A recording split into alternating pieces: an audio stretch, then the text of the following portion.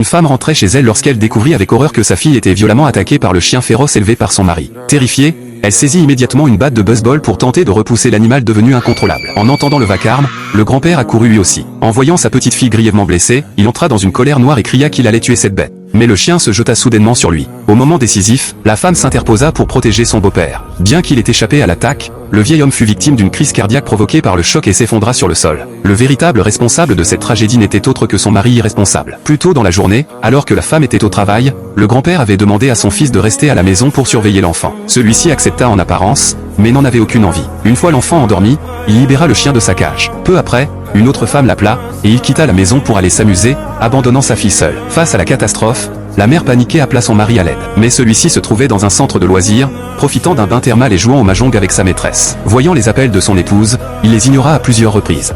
Lorsqu'il finit par répondre, la femme en pleurs lui expliqua que leur fille avait été mordue par le chien et que son père venait de faire une crise cardiaque. Elle le supplia de rentrer immédiatement. Pourtant, il raccrocha froidement et continua à s'amuser. Sans autre solution, la femme transporta seule l'enfant et le vieil homme à l'hôpital. Après examen, les médecins annoncèrent que le grand-père souffrait d'un infarctus aigu et que l'enfant présentait une grave déchirure au niveau du cou. Les deux opérations coûtaient au total 300 000 yuan et devaient être réglées rapidement. Malheureusement, toutes les économies de la famille étaient contrôlées par le mari, qui ne donnait jamais d'argent à son épouse. Désespérée, elle l'appela à nouveau et lui envoya les documents de l'hôpital. En voyant les devis des opérations, son attitude commença enfin à changer. Mais sa maîtresse lui arracha aussitôt le téléphone des mains et se moqua de la situation. À cet instant, le téléphone du mari sonna. Convaincu qu'il s'agissait d'une importante opportunité d'affaires, il y répondit avec enthousiasme. Ce qu'il ignorait, c'est que son épouse était en réalité la fille biologique d'un milliardaire dont elle avait été séparée pendant de longues années. La somme de 50 millions de yuan provenait de ce père fortuné, qui souhaitait renouer avec elle après leur retrouvaille.